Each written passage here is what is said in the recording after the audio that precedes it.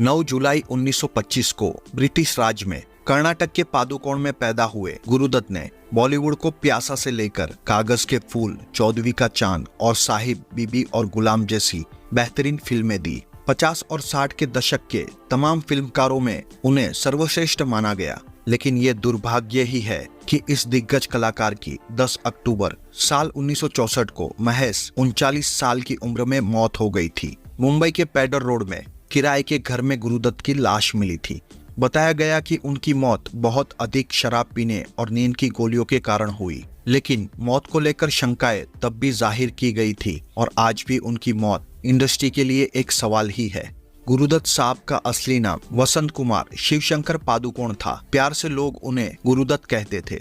जब साल 1964 के 10 अक्टूबर को उनकी लाश मिली तो हर कोई चौंक गया। ऐसी चर्चाएं शुरू हो गई कि गुरुदत्त ने आत्महत्या की है। गुरुदत्त को लेकर आत्महत्या की चर्चा इसलिए भी हुई क्योंकि वो इससे पहले 2 बार ऐसी कोशिश कर चुके थे। हालांकि उनके बेटे अरुण ने यही माना कि उनके पिता की मौत शराब और नींद की गोलियों के मिश्रण से हुई है। दूसरी ओर गुरुदत्त के छोटे भाई और फिल्म मेकर देवी दत्त ने भी हमेशा से इन संभावनाओं को खारिज किया कि उन्होंने आत्महत्या की है। देवी दत्त ने कई बार ये कहा कि उनके भाई को नींद नहीं आने की बीमारी थी, इस कारण वो नींद की दवाइयां लेते थे। इसलिए निश्चित तौर पर यह दुर्घटनावश शराब और दवाइयों के ओवरडोज से ही हुआ है। गुरुदत्त अपनी निजी जिंदगी में परेशानियों से गुजर रहे थे।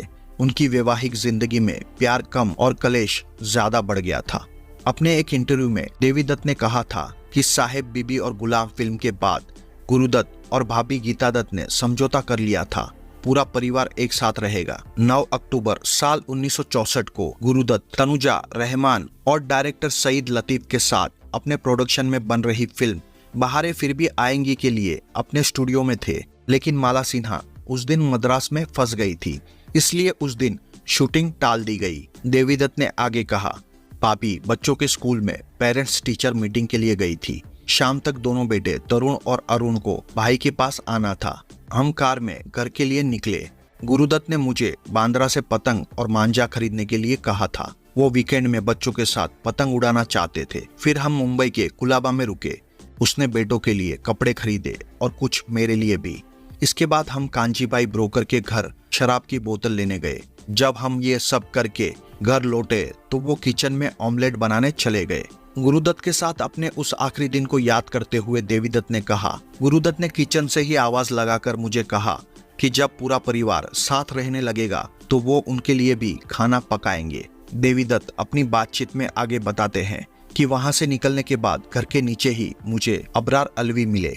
नहीं पता था कि गुरुदत्त के साथ मेरी वो आखिरी शाम होगी। अगले दिन मुझे खबर मिली कि वो इस दुनिया में नहीं है। मैं आज भी यही कहूंगा कि उन्होंने आत्महत्या नहीं की थी। ये निश्चित तौर पर ही अबरार अलवी के साथ अधिक शराब पीने और नींद की गोलियों के कारण ही हुआ है।